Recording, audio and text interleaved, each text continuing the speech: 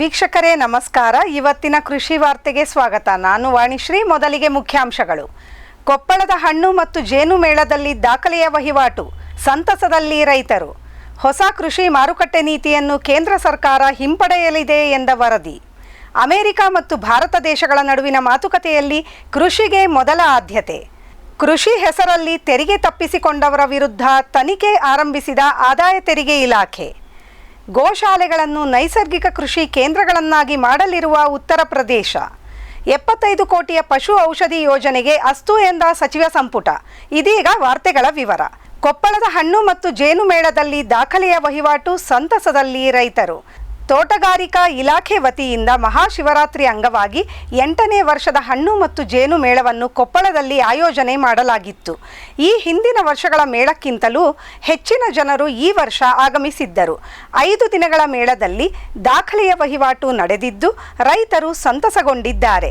ಮೇಳಕ್ಕೆ 30,000ಕ್ಕೂ ಹೆಚ್ಚು ಗ್ರಾಹಕರು ಭೇಟಿ ನೀಡಿದರು ಹಾಗೂ 40 ಲಕ್ಷ ರೂಪಾಯಿಗಿಂತ ಹೆಚ್ಚಿನ ವಹಿವಾಟು ನಡೆಯಿತು.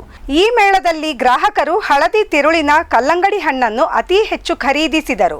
ಕೆಂಪು ತಿರುಳಿನ ಕಲ್ಲಂಗಡಿ ಸಹ ಒಟ್ಟು 30 ಟನ್ಗೂ ಹೆಚ್ಚು ಮಾರಾಟವಾಯಿತು.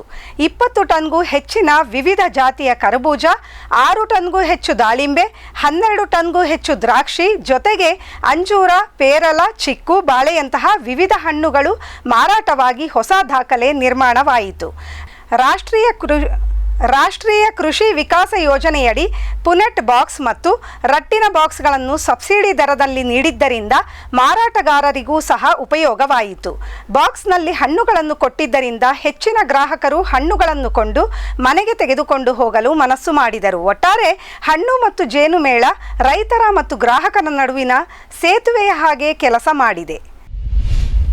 ಹೊಸ ಕೃಷಿ ಮಾರುಕಟ್ಟೆ ನೀತಿಯನ್ನು ಕೇಂದ್ರ ಸರ್ಕಾರ ಹಿಂಪಡೆಯಲಿದೆ ಎಂದ ವರದಿ.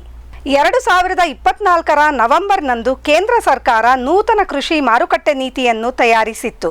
ಇದರ ಕರಡು ಪ್ರತಿಯನ್ನು ರಾಜ್ಯ ಸರ್ಕಾರಗಳು ಕೃಷಿ ವಿದ್ಯಾಲಯ ಮತ್ತು ರೈತರಿಗೆ ಕಳುಹಿಸಿತ್ತು. ಹೊಸ ನೀತಿಯ ಬಗ್ಗೆ ಅಧ್ಯಯನ ನಡೆಸಿ ಅದರ ಸಾಧಕ ಬಾಧಕಗಳನ್ನು ತಿಳಿಸುವಂತೆ ಅವರಿಗೆ ಹೇಳಲಾಗಿತ್ತು.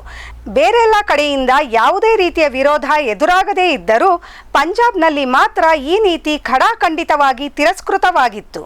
ಸಂಯುಕ್ತ ಕಿಸಾನ್ ಮೋರ್ಚಾ ವತಿಯಿಂದ ರೈತರು ಈ ನೀತಿಯನ್ನು ವಿರೋಧಿಸಿದ್ದರು. ಪಂಜಾಬ್ ರಾಜ್ಯ ಸರ್ಕಾರ ಸಹ ತನ್ನ ಅಸಮಾಧಾನವನ್ನು ಹೊರಹಾಕಿ ರಾಜ್ಯದಲ್ಲಿ ಈ ನೀತಿಯನ್ನು ತರುವುದಿಲ್ಲ ಎಂದು ವಿಧಾನಸಭೆಯಲ್ಲೇ ತನ್ನ ನಿರ್ಣಯವನ್ನು ತಿಳಿಸಿದೆ. ಈ ಎಲ್ಲ ಬೆಳವಣಿಗೆಯಿಂದ ಕೇಂದ್ರ ಸರ್ಕಾರ ನೂತನ ಕೃಷಿ ಮಾರುಕಟ್ಟೆ ನೀತಿಯನ್ನು ಹಿಂಪಡೆಯಲು ಯೋಚಿಸುತ್ತಿದೆ ಎಂದು ಹಲವಾರು ವರದಿಗಳು ತಿಳಿಸಿವೆ. ಆದಾಗ್ಯೂ ಈ ನೀತಿಯನ್ನು ರಾಜ್ಯ ಸರ್ಕಾರಗಳು ಸ್ವತಂತ್ರವಾಗಿ ಮಂಡಿಸಬಹುದಾಗಿದೆ. ದೇಶದ ಯಾವುದೇ ರಾಜ್ಯದಲ್ಲಾದರೂ ಇವನ್ನು ಜಾರಿಗೆ ತರಬಹುದು. ಆ ರಾಜ್ಯಗಳಲ್ಲಿ ಹೊಸ ಮಾರುಕಟ್ಟೆ ನೀತಿಯ ಕಾರ್ಯಕ್ಷಮತೆಯ ಮೌಲ್ಯಮಾಪನ ನಡೆಸಿದ ನಂತರ ಕೇಂದ್ರ ಮತ್ತೆ ಇದರ ಬಗ್ಗೆ ಯೋಚಿಸಲಿದೆ ಎನ್ನಲಾಗಿದೆ. ಅಮೆರಿಕ ಮತ್ತು ಭಾರತ ದೇಶಗಳ ನಡುವಿನ ಮಾತುಕತೆಯಲ್ಲಿ ಕೃಷಿಗೆ ಮೊದಲ ಆದ್ಯತೆ. ಅಮೆರಿಕದ ಅಧ್ಯಕ್ಷ ಡೊನಾಲ್ಡ್ ಟ್ರಂಪ್ ಅವರು ದೇಶೀಯ ಉತ್ಪನ್ನವನ್ನು ಜನಪ್ರಿಯಗೊಳಿಸುವ ನಿಟ್ಟಿನಲ್ಲಿ ತನ್ನ ದೇಶದ ರೈತರ ಹಿತಾಸಕ್ತಿಯನ್ನು ಕಾಪಾಡುವ ನಿಟ್ಟಿನಲ್ಲಿ ಕೆಲಸ ಮಾಡುತ್ತಿದ್ದಾರೆ. ಇದೇ ವಿಷಯಕ್ಕೆ ಸಂಬಂಧಿಸಿದಂತೆ ಕೆನಡಾ, ಮೆಕ್ಸಿಕೋ ಮತ್ತು ಚೀನಾದಿಂದ ಆಮದಾಗುತ್ತಿದ್ದ ಕೃಷಿ ಉತ್ಪನ್ನಗಳಿಗೆ ಹೆಚ್ಚಿನ ತೆರಿಗೆಯನ್ನು ವಿಧಿಸಲಾಗುತ್ತಿದೆ. ಭಾರತ ಅಮೆರಿಕದಿಂದ ಬರುತ್ತಿರುವ ಉತ್ಪನ್ನಗಳಿಗೆ ಹೆಚ್ಚಿನ ತೆರಿಗೆ ವಿಧಿಸುತ್ತಿದೆ. ಭಾರತ ಅಮೆರಿಕದಿಂದ ಬರುತ್ತಿರುವ ಉತ್ಪನ್ನಗಳಿಗೆ ಹೆಚ್ಚಿನ ತೆರಿಗೆ ವಿಧಿಸುತ್ತದೆ. ಆದ್ದರಿಂದ ಏಪ್ರಿಲ್ 2ರಿಂದ ಭಾರತದಿಂದ ಬರುವ ಕೃಷಿ ಉತ್ಪನ್ನಗಳಿಗೆ ಅಮೆರಿಕ ಸಹ ಹೆಚ್ಚಿನ ಆಮದು ಸುಂಕವನ್ನು ವಿಧಿಸುತ್ತದೆ ಎಂದು ಡೊನಾಲ್ಡ್ ಟ್ರಂಪ್ ಅವರು ಎಚ್ಚರಿಸಿದ್ದರು. ಈಗಾಗಲೇ ಭಾರತದ ವಾಣಿಜ್ಯ ಸಚಿವರಾದ ಶ್ರೀ ಪಿಯೂಷ್ ಗೋಯಲ್ ಅವರು ಅಮೆರಿಕ ಪ್ರವಾಸದಲ್ಲಿದ್ದಾರೆ. ಬರುವ ದಿನಗಳಲ್ಲಿ 2 ದೇಶದ ಗಣ್ಯರು ಸಭೆ ಸೇರಿ ವ್ಯಾಪಾರ ವಹಿವಾಟಿನ ಬಗ್ಗೆ ಮಾತುಕತೆ ನಡೆಸಲಿದ್ದಾರೆ. ಈ ಚರ್ಚೆಯಲ್ಲಿ ಕೃಷಿ ಪ್ರಧಾನ ವಿಷಯವಾಗಿರಲಿದೆ ಎಂದು ಆರ್ಥಿಕ ತಜ್ಞರು ಅಭಿಪ್ರಾಯಪಟ್ಟಿದ್ದಾರೆ. ಅಮೆರಿಕ ಮತ್ತು ಭಾರತ ಹಲವಾರು ವರ್ಷಗಳಿಂದ ಪರಸ್ಪರ ಕೊಂಡು ತೆಗೆದುಕೊಳ್ಳುವಿಕೆಯಲ್ಲಿ ತೊಡಗಿಸಿಕೊಂಡಿವೆ. ಭಾರತ ಅಮೆರಿಕಾಗೆ ಸಿಗಡಿ, ಮೀನು, ಬಾಸುಮತಿ ಅಕ್ಕಿ, ಸಾಂಬಾರು ಪದಾರ್ಥ ಮುಂತಾದ ಕೃಷಿ ಉತ್ಪನ್ನಗಳನ್ನು ಕಳುಹಿಸುತ್ತದೆ. ಅಮೆರಿಕಾದಿಂದ ನಮಗೆ ಕೃಷಿ ಉತ್ಪನ್ನಗಳು ಬರುತ್ತವೆಯಾದರೂ ಅವುಗಳ ಮೌಲ್ಯ ಮತ್ತು ಪ್ರಮಾಣ ಕಡಿಮೆ. ಅಮೆರಿಕ ಭಾರತದಲ್ಲಿ ತನ್ನ ಕೃಷಿ ಉತ್ಪನ್ನಗಳಿಗೆ ಹೆಚ್ಚಿನ ಮಾರುಕಟ್ಟೆ ಬೇಕು ಎಂದು ಪಟ್ಟು ಹಿಡಿಯಲಿದೆ. ಜೊತೆಗೆ ಭಾರತ ವಿಧಿಸುತ್ತಿರುವ ಹೆಚ್ಚು ಸುಂಕವನ್ನು ಕಡಿಮೆ ಮಾಡಿ ಎಂಬುದು ಅಮೆರಿಕದ ಎರಡನೇ ಪ್ರಮುಖ ಬೇಡಿಕೆ ಆಗಿದೆ. ಅಮೆರಿಕದ ಬೇಡಿಕೆಗೆ ಭಾರತ ಸಹ ಒಪ್ಪಿಕೊಳ್ಳುವ ಸಾಧ್ಯತೆ ಇದೆ ಎನ್ನಲಾಗಿದೆ. ಭಾರತದ ರೈತರಿಗೆ ಈ ಒಪ್ಪಂದದಿಂದ ಏನು ತೊಂದರೆಯಾಗದ ರೀತಿಯಲ್ಲಿ ನೋಡಿಕೊಳ್ಳುವ ಜವಾಬ್ದಾರಿ ಕೇಂದ್ರ ಸರ್ಕಾರದ ಮೇಲಿದೆ. ಇನ್ನು ನಾವು ಸೋಯಾ ಎಣ್ಣೆಯನ್ನು ಬ್ರೆಜಿಲ್ ಮತ್ತು ಅರ್ಜೆಂಟೀನಾದಿಂದ ತರಿಸಿಕೊಳ್ಳುತ್ತೇವೆ.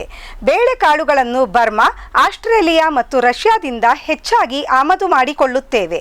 ಅವುಗಳನ್ನು ಸಹ ನಮ್ಮಿಂದಲೇ ಆಮದು ಮಾಡಿಕೊಳ್ಳಿ ಎಂದು ಅಮೆರಿಕ ಭಾರತದ ಮೇಲೆ ಒತ್ತಡ ಹಾಕುವ ಸಾಧ್ಯತೆ ಇದೆ.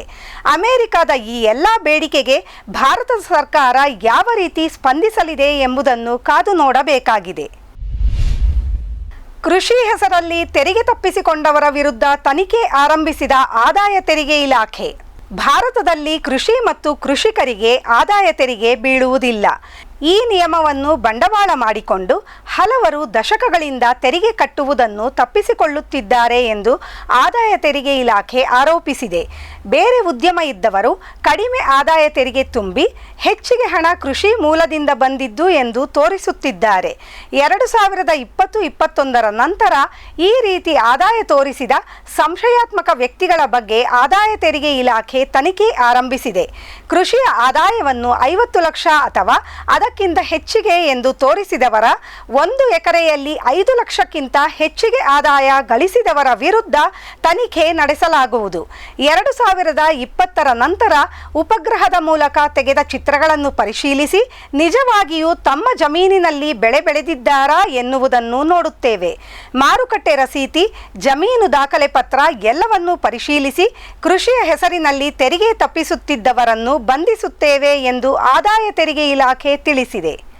ಇದೀಗ ಒಂದು ವಾಣಿಜ್ಯ ವಿರಾಮ. ಗಿಳಿ, ನವಿಲು, ಕಾಗೆ, ಮೈನಾ ಮುಂತಾದ ಹಕ್ಕಿಗಳ ಉಪಟಳ ಹಣ್ಣು, ಕಾಳು, ಧಾನ್ಯದ ಬೆಳೆಗಳಲ್ಲಿ ಮಿತಿಮೀರಿದೆ. ತಮಟೆ, ಪಟಾಕಿ, ಕೂಗು, ರಿಬ್ಬನ್ ಇದೀಗ ಕೆಲಸ ಮಾಡುತ್ತಿಲ್ಲ. ಹಕ್ಕಿ ಬೆದರಿಸಿ ಓಡಿಸಲು ಬಂದಿರುವ ವೈಜ್ಞಾನಿಕ ಉಪಾಯ ಗ್ರೆಸ್ ಇಕೋ ಸೈನ್ಸಸ್ನವರ ಜೈವಿಕ ಧ್ವನಿ ತಂತ್ರಜ್ಞಾನ. ಅತ್ಯಲ್ಪ ಖರ್ಚಿನಲ್ಲಿ ಸುಸ್ಥಿರ ಪರಿಹಾರ, ದೀರ್ಘಕಾಲ ಪರಿಣಾಮಕಾರಿ. ದಾಳಿಂಬೆ, ಸೀಬೆ, ಮಾವು, ಚಿಕ್ಕು ಇತ್ಯಾದಿಗಳನ್ನು ಪ್ರಾಣಿ ಪಕ್ಷಿಗಳಿಂದ ರಕ್ಷಿಸಿಕೊಳ್ಳಿ. ಗ್ರೆಸ್ eco sciences. Barrix hunter pheromone ಟ್ರಾಪ್ಸ್ನೊಂದಿಗೆ ರೇನೋಸಾರಸ್ ದುಂಬಿ ಮತ್ತು ಕೆಂಪು ಮೂತಿ ಹುಳುಗಳಿಂದ ತೆಂಗು, ತಾಳೆ, ಅಡಿಕೆ ಮರಗಳ ಸಂರಕ್ಷಣೆ. ತರಕಾರಿ ಮತ್ತು ಹಣ್ಣಿನ ಬೆಳೆಗಳಲ್ಲಿ ಹಣ್ಣಿನ ನೊಣಗಳ ನಿಯಂತ್ರಣಕ್ಕೆ ಬ್ಯಾರಿಕ್ಸ್ ಕ್ಯಾಚ್ ಫ್ರೂಟ್ ಫ್ಲೈ ಹಾಗೂ ವೆಜಿಟೇಬಲ್ ಫ್ಲೈ ಟ್ರ್ಯಾಪ್. ರಸ ಹೀರುವ ಕೀಟಗಳನ್ನು ಹಿಡಿಯಲು ಬಣ್ಣದ ಕ್ರೋಮ್ಯಾಟಿಕ್ ಸ್ಟಿಕ್ಕಿ ಟ್ರ್ಯಾಪ್ಸ್. ಪೇಟೆಂಟ್ ಹೊಂದಿದ ತಂತ್ರಜ್ಞಾನ, ದೀರ್ಘಕಾಲದವರೆಗೂ ಬಾಳಿಕೆ. ಕೀಟನಾಶಕಗಳಿಗೆ ಪರ್ಯಾಯ, ಪರಿಸರಕ್ಕೆ ಪೂರಕ. ಸುಸ್ಥಿರ ಸಾವಯವ ಕೃಷಿಗಾಗಿ ಬ್ಯಾರಿಕ್ಸ್.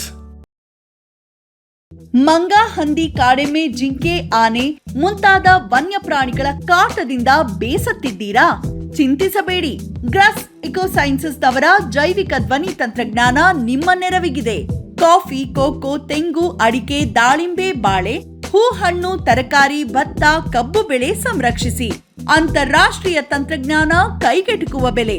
ಏರ್ಪೋರ್ಟ್ ಅಳವಡಿಸಿದ ತಂತ್ರಜ್ಞಾನ ಈಗ ನಿಮ್ಮ ತೋಟ ರಕ್ಷಣೆಗೆ ಗ್ರಾಸ್ ಎಕೋ ಸೈನ್ಸಸ್.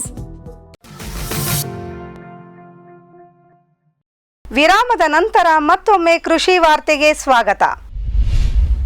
ಗೋಶಾಲೆಗಳನ್ನು ನೈಸರ್ಗಿಕ ಕೃಷಿ ಕೇಂದ್ರಗಳನ್ನಾಗಿ ಮಾಡಲಿರುವ ಉತ್ತರ ಪ್ರದೇಶ. ಮುಖ್ಯಮಂತ್ರಿ ಸಹಭಾಗಿತ್ವ ಯೋಜನೆ ಅಡಿಯಲ್ಲಿ ಉತ್ತರ ಪ್ರದೇಶ ಸರ್ಕಾರ ಗೋಶಾಲೆಗಳನ್ನು ಆರಂಭಿಸಿತ್ತು. ಅಲ್ಲಿ ದನ ಕರುಗಳನ್ನು ಸಾಕುವುದೊಂದೇ ಅಲ್ಲದೆ ಸಾಕ ಬಯಸುವವರಿಗಾಗಿ ತರಬೇತಿಯನ್ನು ಸಹ ಕೊಡಲಾಗುತ್ತದೆ. ಇದೀಗ ಆ ಗೋಶಾಲೆಗಳನ್ನು ನೈಸರ್ಗಿಕ ಕೃಷಿ ಕೇಂದ್ರಗಳನ್ನಾಗಿ ಮಾಡಲು ಉತ್ತರ ಪ್ರದೇಶ ರಾಜ್ಯ ಸರ್ಕಾರ ನಿರ್ಧರಿಸಿದೆ. ರಾಜ್ಯದಲ್ಲಿ ಸುಮಾರು 7,700 ಗೋಶಾಲೆಗಳಿವೆ. ಅಲ್ಲಿ ಇರುವ 12.5 ಲಕ್ಷ ಹೈನು ರಾಸುಗಳನ್ನು ಬಳಸಿಕೊಂಡು ಗೋ ಆಧಾರಿತ ಕೃಷಿ ಮಾಡುವ ಬಗ್ಗೆ ರೈತರಿಗೆ ತಿಳಿಸುವ ಕಾರ್ಯಕ್ರಮ ಇದಾಗಲಿದೆ. ಸಗಣಿ ಬಳಸಿ ಎರೆಹುಳು ಗೊಬ್ಬರ ತಯಾರಿಕೆ, ಜೀವಾಮೃತ, ಬೀಜಾಮೃತ, ಗೋ ಕೃಪಾಮೃತ ಮಾಡಲು ಗೋಶಾಲೆಯಲ್ಲಿ ಕೆಲಸ ಮಾಡುತ್ತಿರುವವರಿಗೆ ತರಬೇತಿ ಕೊಡಲಾಗುತ್ತದೆ. ಅವನ್ನು ಮಾರಿ ಆದಾಯ ಗಳಿಸಲು ಉತ್ತೇಜಿಸಲಾಗುತ್ತದೆ. ಜೊತೆಗೆ ಗೋಶಾಲೆಯಲ್ಲಿ ನೈಸರ್ಗಿಕ ಕೃಷಿಯಲ್ಲಿ ಬಳಸುವ ಒಳಸುರಿಗಳ ತಯಾರಿಕೆಯ ಬಗ್ಗೆ ಸಾಮಾನ್ಯ ರೈತರಿಗೆ ತರಬೇತಿಯನ್ನು ಸಹ ಹಮ್ಮಿಕೊಳ್ಳಲಾಗುತ್ತದೆ. ಗೋಶಾಲೆಯಲ್ಲೇ ನೈಸರ್ಗಿಕ ಕೃಷಿಯಲ್ಲಿ ಹಸಿ ಮೇವು, ಇತರ ಬೆಳೆಗಳನ್ನು ಬೆಳೆಯಲು ಉತ್ತೇಜಿಸುತ್ತೇವೆ. ಇದು ಗೋಶಾಲೆಗೆ ಮೇವಾಗಿ ಉಪಯೋಗ ಆಗುವುದರ ಜೊತೆಗೆ ರೈತರಿಗೆ ಪ್ರದರ್ಶನ ತಾಕುಗಳಾಗಿ ಸಹ ಕೆಲಸ ಮಾಡುತ್ತವೆ ಎಂದು ಮುಖ್ಯಮಂತ್ರಿ ಶ್ರೀ ಯೋಗಿ ಆದಿತ್ಯನಾಥ್ ಅವರು ತಿಳಿಸಿದರು. ಈ ವರ್ಷ ಭಾರತದಲ್ಲಿ ಬಂಪರ್ ಮಳೆ ಎಂದ ಯುರೋಪ್ನ ಹವಾಮಾನ ಇಲಾಖೆ. ಗೊಂದಲದಲ್ಲಿ ರೈತರು. The European centre for medium range weather ಅವರು ಈ ಬಾರಿ ಭಾರತದಲ್ಲಿ ಅತ್ಯುತ್ತಮ ಮಳೆಯಾಗಲಿದೆ ಎಂದು ವರದಿ ಮಾಡಿದ್ದಾರೆ. ಹಿಂದೂ ಮಹಾಸಾಗರದಲ್ಲಿ ಮೇ ಅಂತ್ಯದಲ್ಲಿ ವಾಯುಭಾರ ಕುಸಿಯಲಿದ್ದು ಮಳೆ ಮಾರುತ ಭಾರತದ ಪಶ್ಚಿಮ ತೀರದೆಡೆಗೆ ಸಾಗಲಿವೆ. ಇದರಿಂದ ಭಾರತದ ಮಳೆಗಾಲ ಅಂದರೆ ಜೂನ್ನಿಂದ ಸೆಪ್ಟೆಂಬರ್ ವರೆಗೆ ಅತ್ಯುತ್ತಮ ಮಳೆಯಾಗಲಿದೆ ಎಂದು ECMWF ಅಭಿಪ್ರಾಯಪಟ್ಟಿದೆ. ಆದರೆ ಕೆಲ ವಾರಗಳ ಹಿಂದೆ APECನ ದಕ್ಷಿಣ ಕೊರಿಯಾದ ಹವಾಮಾನ ಇಲಾಖೆ ಭಾರತದಲ್ಲಿ 2025ರಲ್ಲಿ ಸಾಧಾರಣ ಮಳೆಯಾಗಲಿದೆ ಎಂದಿತ್ತು. ಎರಡು ಹವಾಮಾನ ಇಲಾಖೆಯ ವಿಭಿನ್ನ ಮುನ್ಸೂಚನೆಗಳಿಂದ ಭಾರತದ ರೈತರು ಗೊಂದಲಕ್ಕೊಳಗಾಗಿದ್ದಾರೆ. ಆದರೆ ಸದ್ಯದ ಮಟ್ಟಿಗೆ ಎಲ್ ನೀನೋ ಬಂದು ಮಳೆ ಕಡಿಮೆ ಇರಲಿದೆ ಎಂಬ ಮುನ್ಸೂಚನೆಯನ್ನು ಯಾರೂ ನೀಡದೇ ಇರುವುದರಿಂದ ರೈತರು ಚಿಂತಿಸುವ ಅಗತ್ಯ ಇಲ್ಲ ಎನ್ನಲಾಗಿದೆ. 75 ಕೋಟಿಯ ಪಶು ಔಷಧಿ ಯೋಜನೆಗೆ ಅಸ್ತು ಎಂದ ಸಚಿವ ಸಂಪುಟ. 2024ರ ಬಜೆಟ್ನಲ್ಲಿ ಸರ್ಕಾರ ಹೈನು ರಾಸುಗಳ ಆರೋಗ್ಯ ಮತ್ತು ರೋಗ ನಿರ್ವಹಣಾ ಕಾರ್ಯಕ್ರಮವನ್ನು ಆರಂಭಿಸಿತ್ತು. ಅದಕ್ಕಾಗಿ 3,880 ಕೋಟಿ ರೂಪಾಯಿಯನ್ನು ಸಹ ತೆಗೆದಿರಿಸಿತ್ತು. 2025-26ರಲ್ಲೂ ಸಹ ಈ ಕಾರ್ಯಕ್ರಮವನ್ನು ಮುಂದುವರಿಸಲಾಗಿದೆ. ಇದೀಗ ಈ ಕಾರ್ಯಕ್ರಮದ ಅಡಿಯಲ್ಲಿ ಹೊಸದಾಗಿ ಪಶು ಔಷಧಿ ಯೋಜನೆಯನ್ನು ಆರಂಭಿಸಲು ಸಚಿವ ಸಂಪುಟ ನಿರ್ಧರಿಸಿದೆ. ಈ ಯೋಜನೆ ಅಡಿಯಲ್ಲಿ ಪಶು ಔಷಧಿಯನ್ನು ಭಾರತದಲ್ಲೇ ತಯಾರಿಸಲು ಸಂಶೋಧನೆ ಮಾಡಲಾಗುತ್ತದೆ. ವೆಟರ್ನರಿ ಮೆಡಿಸಿನ್ಗಳ ತಯಾರಿಕಾ ಕೇಂದ್ರಗಳನ್ನು ಸ್ಥಾಪಿಸಿ ಔಷಧಗಳು ಅಗ್ಗವಾಗಿ ರೈತರಿಗೆ ಸಿಗುವ ಹಾಗೆ ಮಾಡುವುದು ಈ ಯೋಜನೆಯ ಮುಖ್ಯ ಉದ್ದೇಶ. ಇದಕ್ಕಾಗಿ 2026ರ ಮಾರ್ಚ್ವರೆಗೆ ಸುಮಾರು 75 ಕೋಟಿ ರೂಪಾಯಿಯನ್ನು ಕೇಂದ್ರ ಸರ್ಕಾರ ವ್ಯಯಿಸಲಿದೆ. ಇವಿಷ್ಟು ಇವತ್ತಿನ ಕೃಷಿ ವಾರ್ತೆ. ಕೃಷಿಯ ನಿರಂತರ ಕಾರ್ಯಕ್ರಮಗಳಿಗಾಗಿ ವೀಕ್ಷಿಸಿ ನಮ್ಮ ಫಾರಂ ಟಿವಿ. ನಮಸ್ಕಾರ.